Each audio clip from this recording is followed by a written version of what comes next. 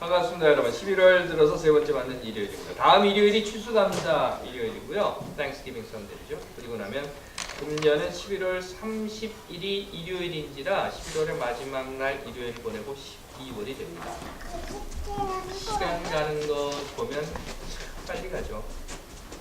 저는 오늘 오전에 낙엽을 치웠어요. 예전에는 보통 토요일 날 그 낙엽 치우는 일, 뭐 바깥 일을 하는데 주중에는 일을 하니까 일 끝나고 들어오면 깜깜해지잖아요. 깜깜해서 밖에 나가 일을 못하고 지금이 낙엽 치울 때는 낙엽 치울 때입니다. 그런데 요즘 제가 일을 좀 많이 해야 하는 사정이 생겨서 토요일도 일을 하다 보니까 일 끝나고 돌아오면 해 떨어지고 안 보여요. 그래서는 결국 아침에 오늘 아침에 딱 일어나자마자 낙엽 치우자. 물론 이제 뒤뜰만 치웠지만 그래도 여하튼 있는 앞에 보이는 그 뒤쪽에 있는 그 낙엽들은 치웠습니다.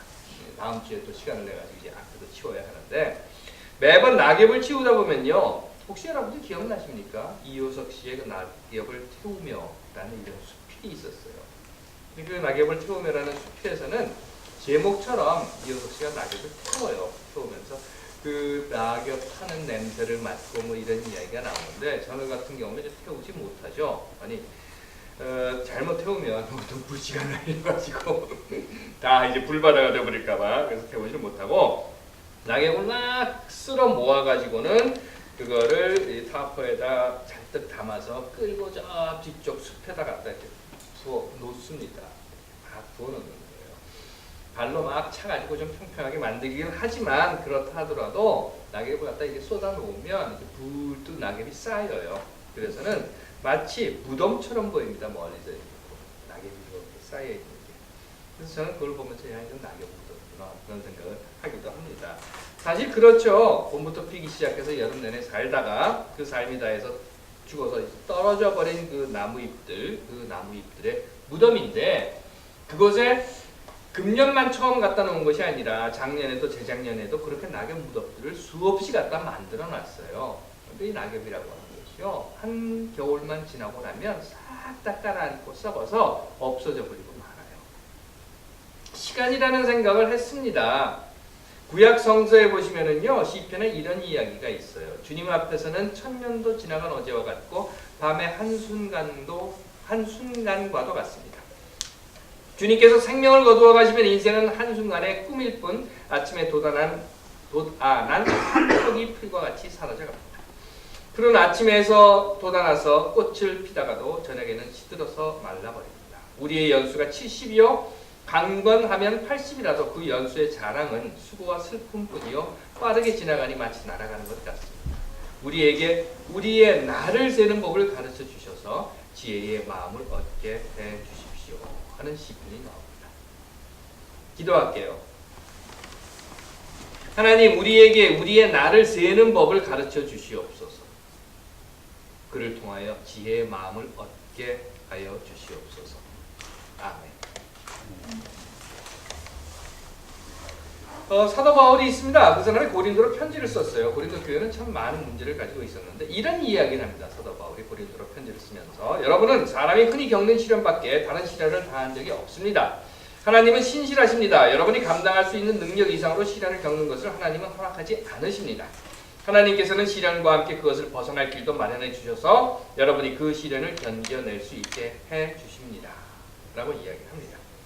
말은 알겠는데요. 요즘 들려오는 소식을 들어보면 참 뭐라 할 말을 잃습니다. 정말 사도 바울이 이 이야기를 할 때는 그는 저렇게 믿고 있었을까?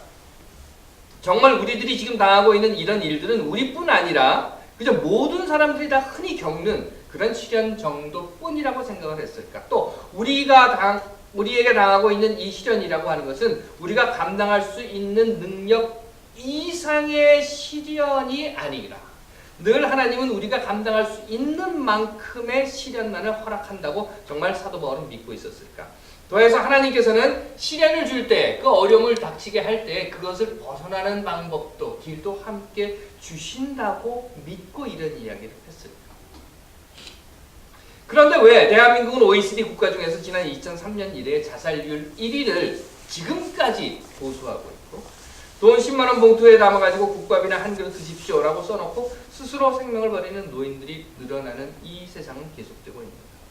4대강에 22조 원을 쏟아붓고도 4대강을 죽여버리고 나더니 이번에는 해외 자원 개발 투자에 41조 원을 쏟아붓고 다 내다 버렸다고 합니다. 그것도 지금까지 밝혀진 것만. 41조라고 하니까요. 이런 소리를 듣는 우리들은 이게 억, 100억, 1000억 이래야 헉 소리라도 나오지 조 그러면 다 나오는 말이 없어요. 도대체 어느 정도인지 감이 잡히진 않습니다. 그럼에도 불구하고 이렇게 조 단위의 국민 세금을 쏟아부으면서 투자를 결정한 핵심 요건이 무엇이었는가 하면 수익성은 잘 모르겠는데 감이 좋다. 투자해. 이래가지고 투자를 했다는 겁니다. 정말 오늘의 대한민국이 겪고 있는 이런 시련과 이런 고난의 현상이라고 하는 것이 대한민국뿐 아니라 그저 모든 나라 사람들이 다 흔히 겪는 그런 시련 정도였다는 말인가? 아니, 바울이 그렇게 지금 생각하고 있는가? 또 지금 대한민국에 주어지고 있는 이런 시련이라고 하는 것이 대한민국이 감당할 수 있는 만큼의 시련이라고 생각하고 있는가? 더하여서 하나님께서는 대한민국, 우리 조국에게 이런 어려움과 시련을 주면서 그것과 함께 벗어날 길도 이미 마련해 주셨다는 것인가? 참 뭐라 설명할 길이 없습니다. 아니, 참 이 바울의 말을 믿어야 할지 모르겠다라고 하는 생각에 잠자리가 편치 않습니다. 게다가 대통령은 지난번에 아시아 태평양 경제 협력 체제 정상회의에 참석해서 아펙 모든 21개 회원국이 사용할 수 있는 공동 교통카드를 만들자 이런 소리를 했다고 합니다. 여기 여러분들 아시죠? 아펙에 들어있는 나라가 어떤 나라들인지 한국이나 미국, 일본, 호주, 뉴질랜드도 있고 캐나다도 있고 파푸아뉴기니도 있는데 저는 파푸아뉴기니는 가보지 못했습니다. 그런데 그 중에 보면 이런 나라도 있어요. 베트남, 페루 이런 곳. 미국 사시는 여러분들 어떠신지 모르겠습니다. 또 이런 이야기도 요즘 나왔습니다. 싱글세. 빨리 결혼하십시오. 싱글세라고 하는 것. 그래서 결혼을 안 하면 세금을 내겠다. 페널티를 주겠다. 이런 이야기도 나오고 사실은요. 이 싱글세라고 하는 것은 대한민국이 아니라 다른 나라에서 이전에 있었습니다. 그런데 이 싱글세를 누가 했었는가 하면 채택했던 대표적인 사람들이 히틀러, 무솔리니 이런 사람들이었어요. 그런데 이제 와서 대한민국에서 싱글세 이야기를 한다고 합니다. 누가 그러더군요. 싱글세 부과를 하면 박근혜부터 내라. 이런 이야기. 여하튼 그만하고 다시 바울 이야기로 돌아가서 그럼 정말 오늘의 참담함은 우리 대한민국뿐만 아니라 그저 모든 나라가 흔히 겪는 그런 시련 정도밖에 안 되는 것입니다. 또 우리 대한민국에 지금 주어지고 있는 이런 시련들은 대한민국이 충분히 감당할 수 있는 그런 시련이에요. 더하여서 하나님께서 대한민국, 우리 조국에게 이런 시련과 함께 그것을 벗어날 길도 이미 마련해 주셨는가 하는 겁니다. 아니, 대한민국 이야기하지 말고 큰 이야기하지 말고 먼저 우리를 한번 봅시다. 정말 우리들이 지금 당하고 있는 어려움이 있다면 그것은 우리뿐만 아니라 그저 모든 세상을 사는 사람들이 다 같이 겪는 그런 시련 정도일 뿐인가 하는 거예요. 또 우리가 감당할 수 있는 능력 이상의 시련을 겪는 것은 하나님께서 허락하지 않고 있다고 하는 그것을 믿어야 하는가. 그래서 하나님께서 시련과 함께 우리에게 뭔가 고난과 어려움을 닥쳐줄 때는 반드시 그것을 이겨나가고 극복해 나갈 다른 길도 마련해 준다고 하는 것입니다. 여러분들은 어떻게 생각하십니까? 저야 목사니까 또 하나님을 믿는다고 하는 사람이니까 그 질문에 대해서 그렇다라고 대답을 하고자 합니다. 물론 우리들이 지금 당하고 있는 어려움이라고 하는 것이 그저 모든 사람들이 그냥 흔히 겪는 그런 시련 정도뿐이다라고는 말하지 않겠습니다. 왜? 어떤 사람들은 어려움을 당하지 않고 세상을 살기도 하니까요. 하지만 우리가 지금 걷고 있는 이 길, 그리 흔한 것이라고 할 수 없다 하더라도 이미 누군가는 우리가 지금 걷고 있는 이 길의 앞에 서서 걸었던 사람들이 겪었던 시련이고 겪었던 고난이라고 하는 것은 틀림없습니다. 또 우리에게는 우리가 감당할 수 있는 능력 이상으로 시련을 겪는 것을 하나님께서 허락하지 않는다라고 했는데 하나님의 이름을 굳이 들먹일 것까지 없더라도 지금 우리가 어떤 어려움에 닥쳐서 꼭 죽을 것 같아 라고 외친다고 하지만 사실은요 이미 우리보다 앞서서 그런 비명을 지르며 그 어려움을 감당하고 그 길을 건너 지나간 사람들이 있었다라고 하는 사실을 부정할 수는 없다는 겁니다. 결국 그 말은 누군가 우리에 앞서서 이미 그런 시련을 감당했고, 아니 그 시련들은 이미 건너간 누군가에 의해서 극복되었고 감당할 만한 것이 되었다는 것입니다. 그렇기 때문에 우리에게 지금 닥치고 있는 이 어려움과 시련이라 하더라도 역시 감당할 수 있는 정도의 시련이다 라고 말씀드리는 겁니다. 더하여서 하나님께서는 시련과 함께 그것을 벗어날 길도 마련해 주셨다. 이 부분은 여러분들 어떻게 생각하십니까? 글쎄요, 하나님이 무슨 마조히즘이라든가 사디즘이라든가 뭐 이건 그건 반대인가요? 여하튼 그것은 아니라 할지라도 여하튼 사람에게 고통을 주면서 하나님께서 마치 쥐를 잡아서 이 미로 안에 집어넣고 여기저기 전기 충격선을 달아놓아서 그리로 가면 찌리릭 이리로 가면 찌리릭, 그러니까 이쪽으로 갈 수 있도록 고통을 주어서 그쪽으로 못 가게 하고 훈련시키는 그런 존재가 아닌 다음에 하나님께서 우리에게 주시는 시련은 주고 벗어날 방법을 주고 이런 이야기 저런 이야기로 했다라고 하는 것에는 동의하지 못한다 할지라도 좀 멀리 보고 긴 시각으로 역사라고 하는 것에서, 아니 사람이 살았다고 하는 그 사람의 인생의 긴 시각에서 본다고 하면 굳이 하나님이 시련도 주고 벗어날 방법도 주었다라고 하기보다는 긴 인생의 흐름 속에서 사람은 지금까지 그 어려움을 극복할 수 있는 방법을 찾아내며 살아왔었다라고 하는 것이고, 그 어려움이 그 시련이 지나간 후에 아하 그래서 그랬구나, 아 이것이었구나 하는 깨달음으로 오히려 더 한 걸음 앞으로 나아가게 했었다라는 그 말씀으로 해석하면 어떨까 하고 생각을 합니다. 물론 하나님 존재를 믿는 사람들에게 있어서는 그 깨달음이 그 한 걸음이 하나님께서 예비해 둔 것이라고 하겠지만, 그렇지 않은 사람들에게 있어서는 어쩌면 인간이 스스로 자기를 개발하는 방법의 한 가지라고 생각할 수도 있을 것입니다. 여하튼 인류는 그 어려움을 지금까지 극복하며 발전시켜 왔고, 또 그렇게 어려움을 극복하고 발전시켜 왔다고 하는 사람들의 삶과 그리고 인류의 역사 속에서 사도 바울은 이 이야기를 하지 않았는가 생각해 봤습니다. 그렇다면 여러분, 국가가 겪는 이런 참담한 시련은 어떻게 하겠습니까? 저는 이것도 역시 같은 맥락에서 보고 싶습니다. 그래도 이승만 때나 박정희 때보다는, 또는 전두환이나 이명박 때보다는 지금은 조금 더 발전을 했고, 그 당시에 겪었던 시련을 극복했기에 오늘에 이르지 않았는가 하는 것입니다. 물론 10걸음쯤 앞으로 막 나갔다가 다시 뒷걸음질을 치고 있기는 하지만, 그렇다고 해서 유신 시절로 돌아가지는 않지 않느냐 하는 이야기입니다. 아니 유신 시절로 이제는 결코 돌아갈 수 없다, 아니 그렇게 돌아가도록 놔두지 않는다는 최소한의 희망을 우리가 가지고 있기 때문에 우리가 확고히 붙잡고 믿을 수 있는 것은, 그래 맞다, 이 시련이라고 하는 것은 반드시 극복되고 건강할 수 있는 것이다 라고 하는 것에 대한 믿음이 아닌가 싶습니다. 좋습니다. 그렇다면 말은 그런데요, 실제로 우리에게 닥쳐진 이런 개인적이든 또는 가정이나 사회 또는 국가적인 시련이 닥치면 우리는 어떻게 해야 하는가 라고 하는 문제에 부딪히게 됩니다. 자, 거시적으로 봅시다.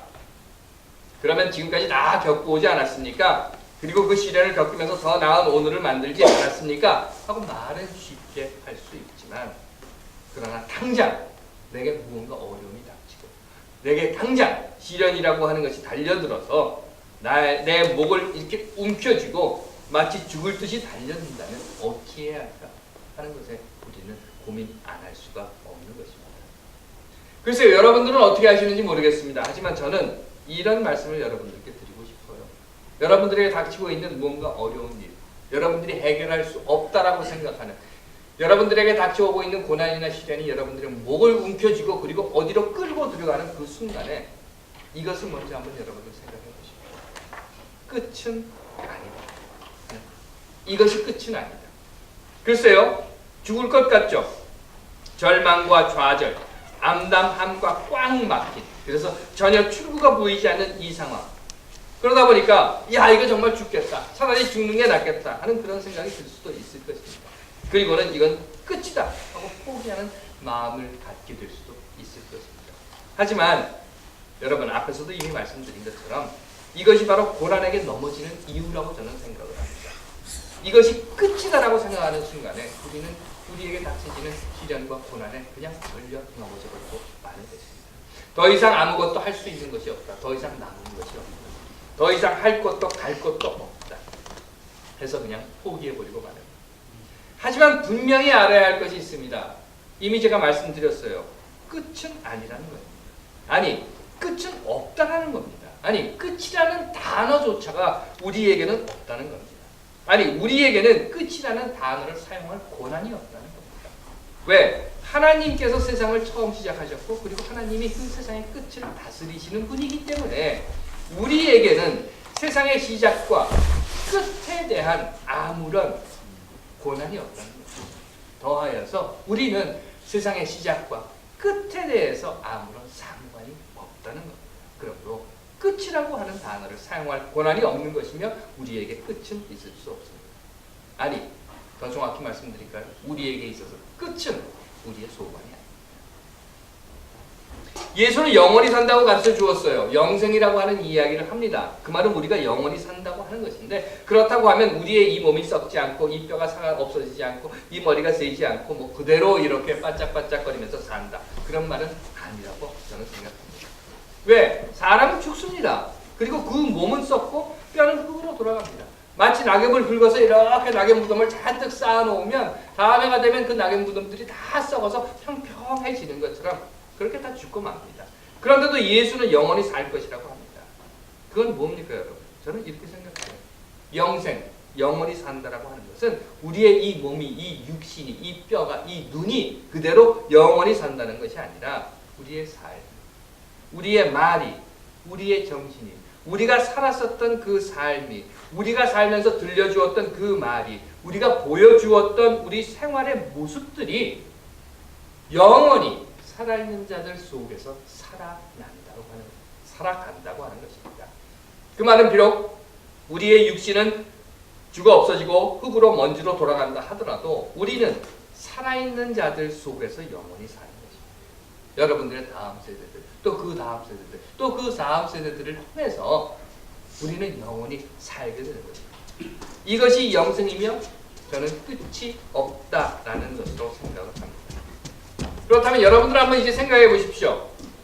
여러분들은 여러분들의 가족이나 여러분들의 인생의 동반자나 여러분들의 자녀나 이웃이나 친척이나 여러분들이 살았던 이 사회 속에서 살아남은 모든 자들에게, 여러분들의 친구들에게, 이웃들에게 영원히 살게 되십니다. 그러면 어떤 모습으로 살고 싶으십니까? 어떤 모습으로 영생을 얻고 싶으십니까? 어떤 어려움과 고난, 시련도 끝은 아니다. 왜? 여러분들이 영원히 살기 때문입니다. 기억하시기 바랍니다.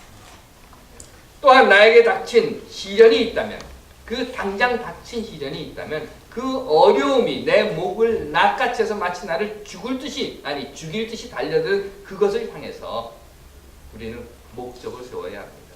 인생의 목표라고 하는 거죠.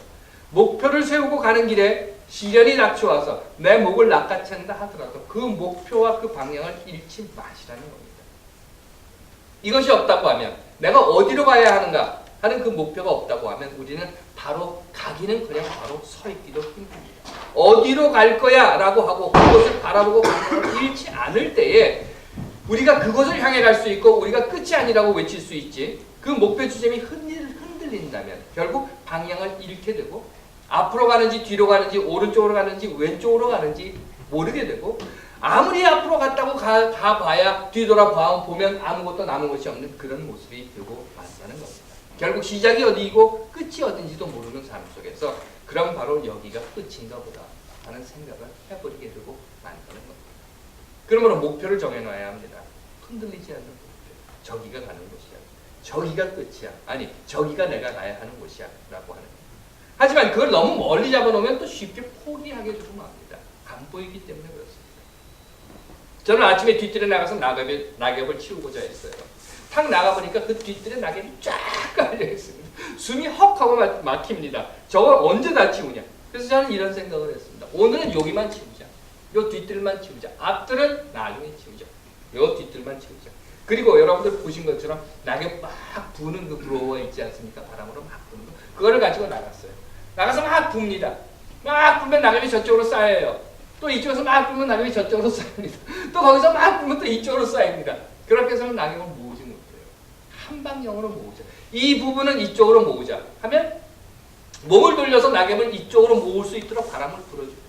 또 이쪽 부분은 이리로 모으자 하면 몸을 돌려서 바람을 한쪽으로 불어줘가지고 그쪽에다 모으게 됩니다. 이 부분 따로 한 방향으로, 또 이 부분은 따로 한 방향으로, 그리고 그 모든 것들을 한꺼번에 모아가지고 자 저기다 버리자 하면 그리로 가지고 가는 거죠. 결국 한쪽으로 다 모아졌고 비록 뒤뜰만이기는 하지만 그래도 다 치웠습니다. 물론 긴 시간 필요합니다. 긴 안목이라고 하는 것 필요합니다. 하지만 지금 당장 우리에게 닥친 어려움이 있다고 하면 너무 멀리 보지 맙시다. 지금 한 방향을 내 앞에 있는 것부터 시작을 합시다. 글쎄요, 당장은 콜 시험만 생각합시다. 또한 그 목표를 향해서 갈 때에 방향을 잡고 가는 그 길에 이것 하나 더 생각합시다. 그건 뭔가 하면 내가 지금 이렇게 가고 있는 이 길에 누군가 나와 함께 하고 있다는 것. 하나님을 믿는 사람이라면 그 누군가가 하나님일 수 있을 테고, 부처님을 믿는 사람이라면 그 누군가가 부처님이라든지, 사랑하는 사람을 믿는다고 하면 나와 함께 지금 가고 있는 그 누군가가 내가 사랑하는 사람이라든가, 부모님을 믿는 사람이라면 그가 부모님이라든가, 그 누군가가 누구이든지 간에 지금 내가 가고 있는 이 길에 누군가 나와 함께 하고 있다 라고 하는 믿음인 것입니다. 하나님께서 사랑하시는 여러분, 우리는 세상을 살면서 참 어려운 일들을 많이 겪습니다. 이제 그만이다 라는 생각을 정말 이 끝에, 아니 이 목 안에서 막 튀어나오게 되는 그런 상황까지 겪어보신 분들도 있을지 모릅니다. 그것이 가족의 문제이든 자녀의 문제이든, 또는 사업이나 삶이 너무 힘들어서 학업의 문제이든 건강의 문제이든, 정말 이젠 그만뒀으면 좋겠다, 이제 끝이다, 이제 차라리 끝장나버려라 하는 그런 생각을 해보신 적도 있으실 것입니다. 개인적으로나 사회, 국가적으로 들려오는 소식들이 우리를 참 참담하게 만드는 그런 시절에 우리가 지금 살고 있습니다.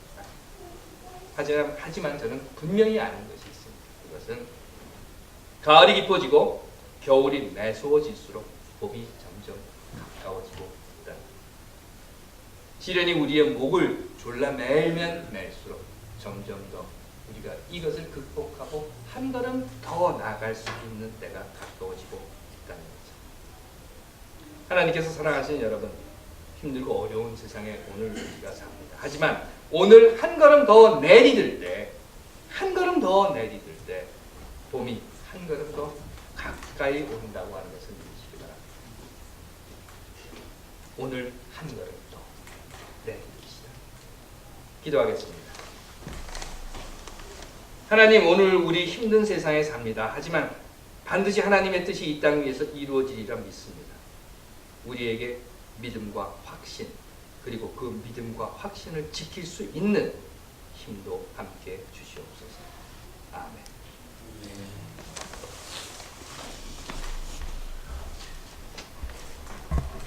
의자리 광